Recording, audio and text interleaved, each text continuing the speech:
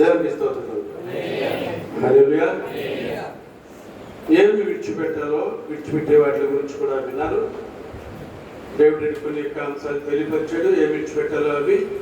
అలాగే నేను కూడా కొన్ని అంశాలు తెలియపరిచాడు. ప్రకటన గ్రంథంలో 7 సంఘాల గురించి, 5 సంఘాలు గుంపులుగా ఉండి ఏమేమైతే కొన్ని దేవుడికి విరోధమైన వారు హృదయంలో పెట్టుకుని గుంపులుగా భక్తి చేస్తున్నారు వాళ్ళు. అయితే వాళ్ళకి 5 సంఘాల వారికి హెచ్చరిక చేసినట్టుగా మనం విన్నాం. ఒక సంఘము ఫిలదెల్ఫియా సంఘము, 6వ సంఘము. ఆ సంఘానికి ఏ తప్పులు లేవు, ఆ సంఘానికి దేవుడు బహుమానాలు ఇచ్చినట్టుగా కూడా మనం విన్నాం. అందుచేత దేవుని చిత్తానుసారంగా జ్ఞాపకం చేసుకున్న భక్తి అంటే ఏదో మనము కైవు కొట్టు వెళ్ళిపోవడానికి వచ్చినట్లయితే మనం రావాల్సిన అవసరం లేదు. దేవుడి చిత్తానుసారంగా దేవుడికి ఇష్టపడే భక్తి మనం చేయాలని మరోసారి మీరు కోరుతూ ఉన్నా. అందుచేత ఇప్పుడు మనం ఏది విడిచిపెట్టకూడదో అది ఆ అంశాన్ని మనం వింటున్నాం. ఇప్పుడు ధైర్యం విడిచిపెట్టకూడదు అని చెప్పేసి మనకి కష్టాలు వచ్చినప్పుడు, నష్టాలు వచ్చినప్పుడు, బాధలు వచ్చినప్పుడు ఆ ధైర్యంతో మనం ఉండాలి అని చెప్పేసి అక్కడ మనము వాక్యంలో విన్నాం ఇంతవరకు కూడా. అందుచేత దేవుడి చేత ధైర్యం అంటే ఎలా వస్తుంది అంటే ఎలాగ ధైర్యం, చాలా మందికి ధైర్యం ఉండదు కదా. ఇప్పుడు వైముచంద్రికనే పాట నేను తీసుకున్న పాట వేరు, దేవుడు పాడమన్న పాట వైముచంద్రికనే పాట. నేను ప్రార్థనలో పాట తీసుకున్నాను, ఆ పాట ఆ ప్రేమ గురించి తీసుకునే పాట తీసుకున్నాను నేను. అయితే తీరం నిలబడ్డ తర్వాత దేవుడు వైముచంద్రికనే ఆ పాట పాడమన్నాడు. అంటే ఇప్పుడు డేవిడ్ రెడ్డి వాక్యం ఏం చెప్తున్నాడో నాకు తెలియదు, నేనేం చెప్తానో డేవిడ్ రెడ్డికి తెలియదు. కానీ డేవిడ్ రెడ్డి చెప్పిన దాన్ని బట్టి నేను వాక్యాన్ని చిత్తపరుచుకు మాట్లాడతాను. అందుచేత మీరు జ్ఞాపకం చేసుకుని అంటే ఒకదానికి ఒకటి లింకి అది ఏమాత్రం కూడా నేను ఒక సబ్జెక్ట్ చెప్పి డేవిడ్ రెడ్డి ఒక సబ్జెక్ట్ చెప్తే అది మరి బాగుంటుంది. కనుక దేవుని చెప్పిన దేవుడే ముందు మాట్లాడినట్లుగా అంటే వైముచంద్రికనే పాట, ఆ పాట ముందు పాడమన్నాడంటే ఎందుకు పాడమన్నాడు అనుకున్నా అంటే కొందరిలో భయం విస్తరిస్తూ ఉంది కనుక ఆ భయాన్ని తొలగిపోవటానికి అదే సబ్జెక్ట్ని డేవిడ్ రెడ్డి మాట్లాడుతున్నాడు కనుక అందుచేత ఆ భయం, ఆ పిరికితనము, పిరికి వారు దేవుని రాజ్యానికి వారసులు కాదు కనుక అందుచేత ఎలాంటి పరిస్థితుల్లో కూడా ధైర్యం విడిచిపెట్టకూడదని చెప్పేసి వాక్యాన్ని విన్నాం. ఇప్పుడు ధైర్యం అంటే ఎలా వస్తుంది? అది ఉత్తిని వచ్చేది కాదు. ఇప్పుడు ఏదైనా మనము పొందుకోవాలంటే సాధించాలి. ఆమె హల్లెలూయా. సాధించుకోకుండా ఏమీ మనకు రాదు. ఒక పాట అయినా, ఒక ప్రార్థన అయినా, ఒక భక్తి అయినా, ఒక దేవునామాన్ని మహింపరచడం, ఏదైనా పట్టుదల కృషి ఉంటే ఏదైనా చేయగలుగుతాం మానవుడు. భయం ఉంటే ఎంతలో ఉన్నా అంత ఎత్తున్నా ఎందుకు కూడా ఏం చేయలేం, పనికి రాం. అందుచేత మీరు జ్ఞాపకం చేసుకోండి. ఆ భయం, ఆ ఒక ధైర్యం ఎలా వస్తుందంటే భక్తి చేస్తే ధైర్యం వస్తుందని విన్నాం. ఏమో భక్తుడు నీ భక్తి నీకు ధైర్యం పుట్టించడానికి అడిగేది స్నేహితుడు. కనుక మీరు జ్ఞాపకం చేసుకోండి. సామెతల గ్రంథంలో కూడా చూస్తాం, యెహోవాయందు భయభక్తులు కలిగి ఉండుట బహుధైర్యము పుట్టిస్తూ ఉంది. అందుచేత ధైర్యం అలా పుట్టిస్తుంది. ఆ ధైర్యాన్ని మనం దేవుడి దాకా వచ్చే ధైర్యాన్ని పొందుకోవాలని మరోసారి మీకు తెలియపరుస్తున్నాను. అంటే భక్తి చేయాలి, దేవుని భయభక్తులు కలిగి ఉండాలి, అప్పుడు మనకి ధైర్యం పుడుతుంది. సరే చూద్దామండి. ఇక్కడ దేవుని కార్యంలో చాలా మంది ఉన్నారు జనం. ఇశ్రాయేలీలు వేల కొద్ది ఉన్నారు. వేల కొద్ది అంటే దగ్గర ఒక మరి 6 లక్షల మంది ఒక సంఖ్య అవ్వచ్చు. 6 లక్షల మంది పురుషుల సంఖ్య అయితే ఒకవేళ భార్యలు పిల్లలు లెక్కేస్తే 18 లక్షలు. అంటే ఇంతమంది జనం ఉంది. ఇప్పుడు ఈ జనానికి ధైర్యం లేదు. ధైర్యం కలిగిన వాడు ఒకడైనా సార్, ఆ ఒకడు ధైర్యం వల్ల అందుకని దేవుడు ఒకరిని ఎన్నుకుంటాడు, ఏర్పాటు చేసుకుంటాడంటే ధైర్య సాహసాలు ఉన్నటువంటి వ్యక్తిని ఎన్నుకుంటాడు, ఏర్పాటు చేసుకుంటాడు. దీనికి వారు ఏమీ చేయలేరు, ఏ పని చేయలేరు కనుక.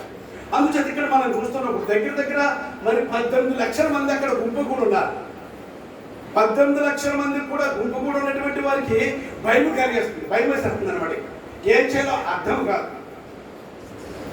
అలాంటి పరిస్థితుల్లో అందులో ఒక వ్యక్తిని మనం చూస్తున్నాం, దేవుడు ఏర్పాటు చేసుకోండి భక్తుడు. ఆ భక్తుడి పేరు మోషే. ఆమె చెప్పండి హల్లెలూయా. కనుక ఇప్పుడు ఆ మోషే ఏమంటున్నాడు, వీళ్ళు ఏమంటున్నారు, ఈ 18 లక్షల మంది ఏమంటున్నారు, భయం లేకపోతే ఎంతమంది ఉన్నా వేస్ట్ అయిపోతూ ఉందన్నమాట. ధైర్యం కలిగిన ఒకరున్నా సరే దేనికైనా సిద్ధమవుతారు. అందుచేత కష్టం వచ్చినప్పుడు, కష్టకాలంలో నష్టాలు వచ్చినప్పుడు ధైర్యం కలిగిన వ్యక్తి ఒక వ్యక్తి అయినా సరే మనకుంటే ఆ వ్యక్తి ద్వారా ఏదైనా చేసేస్తాడు. 100 మంది అయినా సరే వచ్చి చూసిపోయే వాళ్ళు ఎంతమంది ఉన్నా సరే వేస్ట్ అన్న సంగతి మనం అర్థం చేసుకోవాలి. మరి ఇక్కడ మనం చూస్తున్నాం నిర్గమకాండము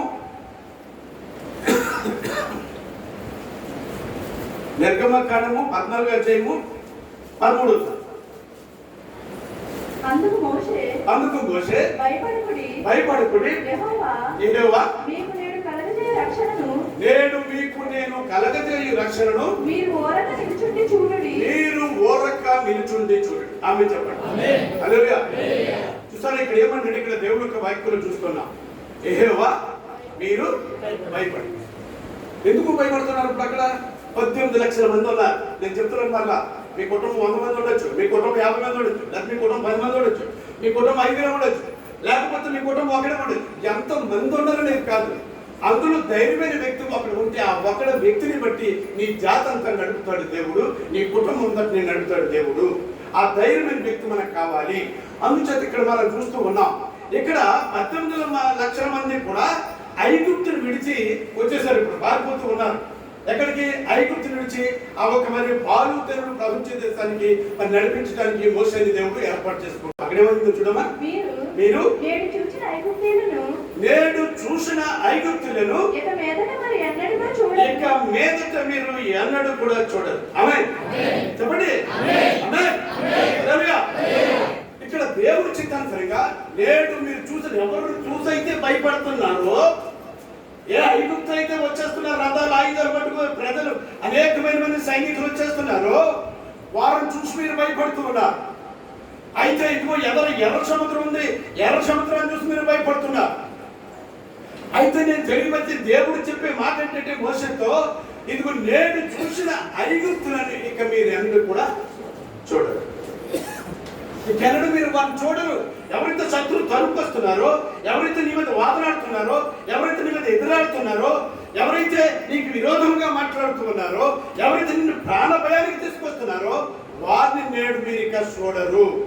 మీరు నిలుచుండండి, మీరు ధైర్యం కలిగించండి అని చెప్పి అక్కడ దేవుడు చెప్పి వాళ్ళందరినీ 18 లక్షల మందికట ఒక్క వ్యక్తి దేవుడు ఆ మోషే ద్వారా ధైర్యం చెప్పాడు. ఆమె చెప్పండి.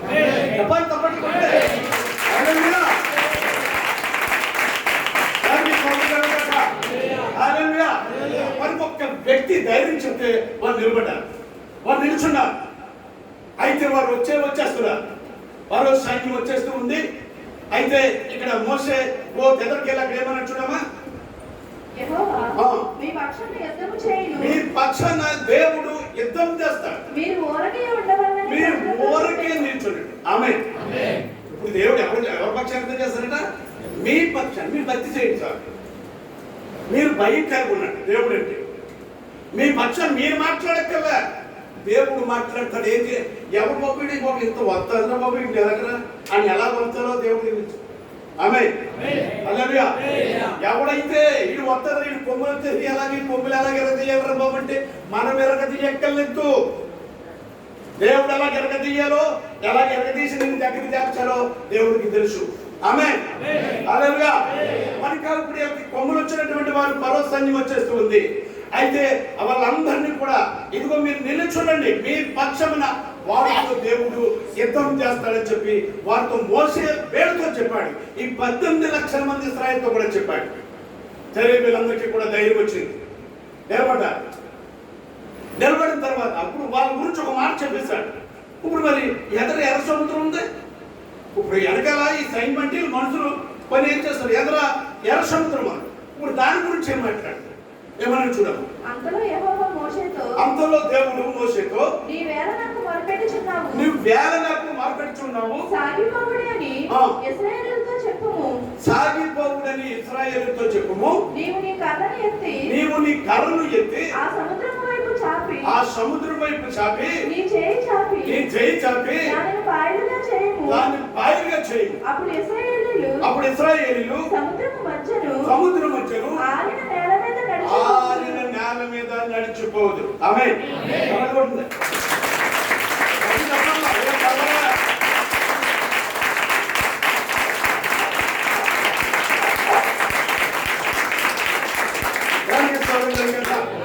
హల్లెలూయా.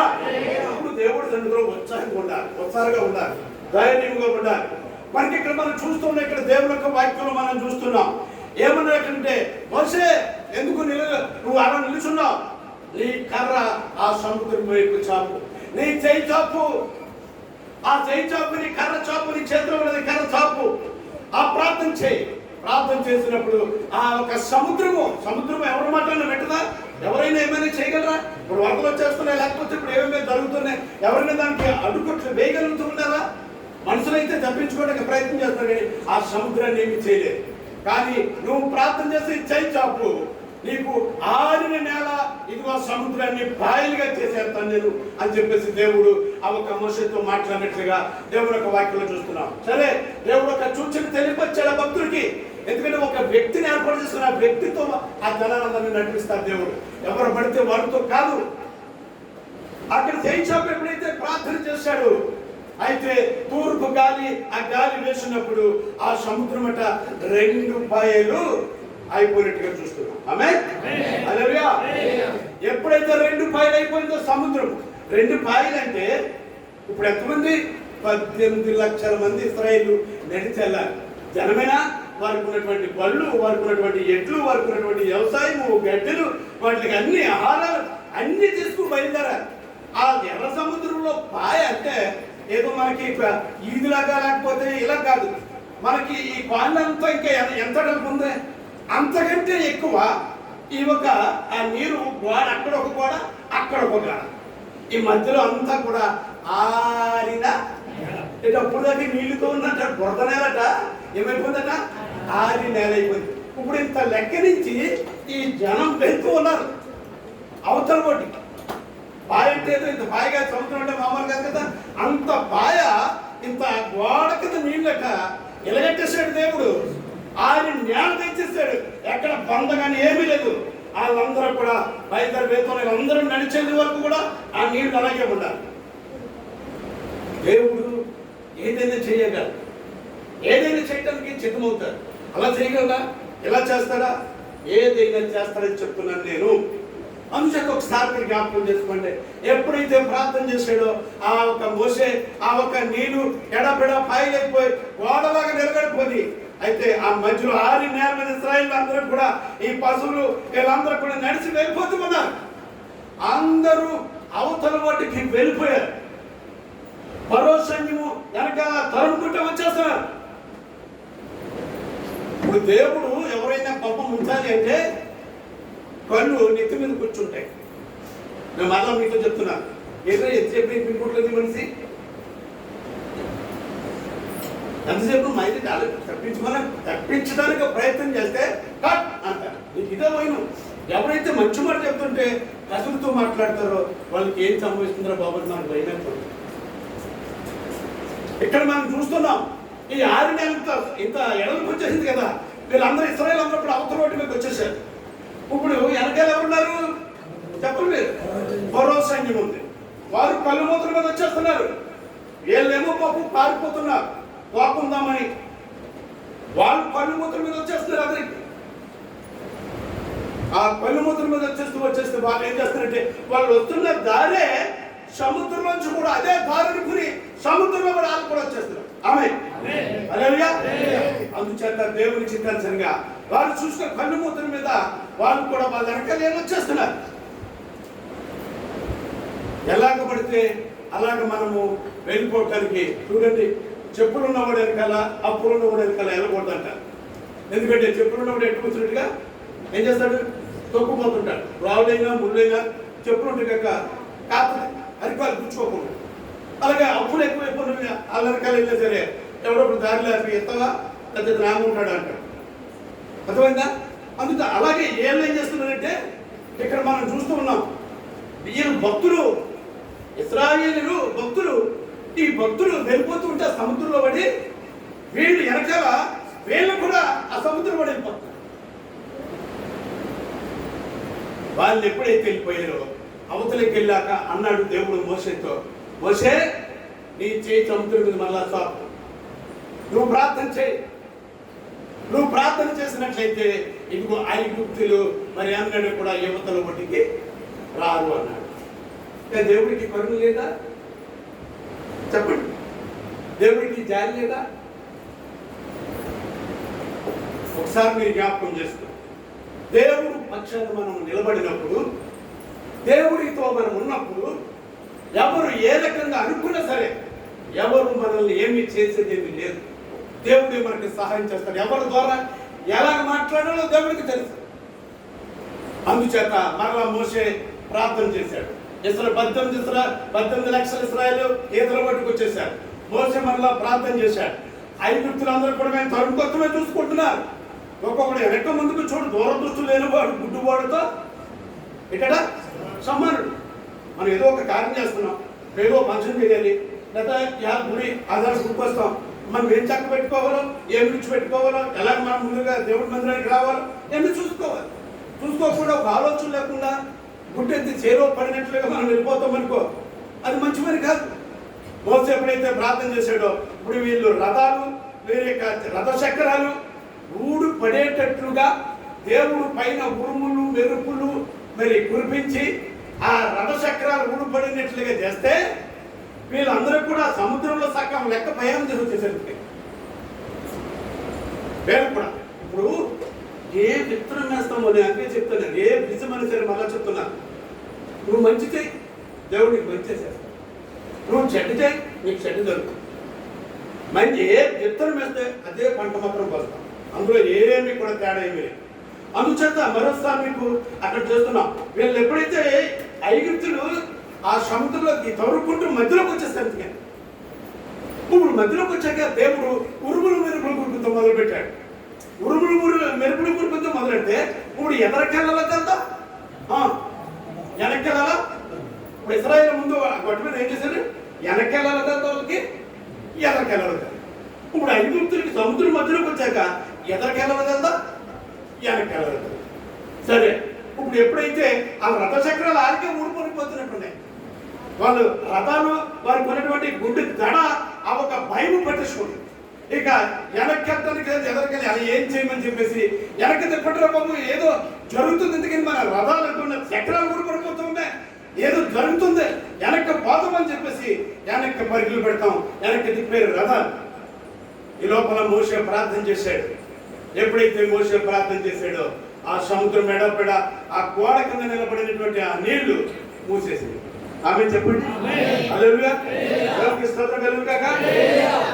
దేవుని చిత్తానుసారంగా మళ్ళా ఐగుప్తులందరినీ కూడా ఆ సముద్రంలో దేవుడు మూసేసాడంతే.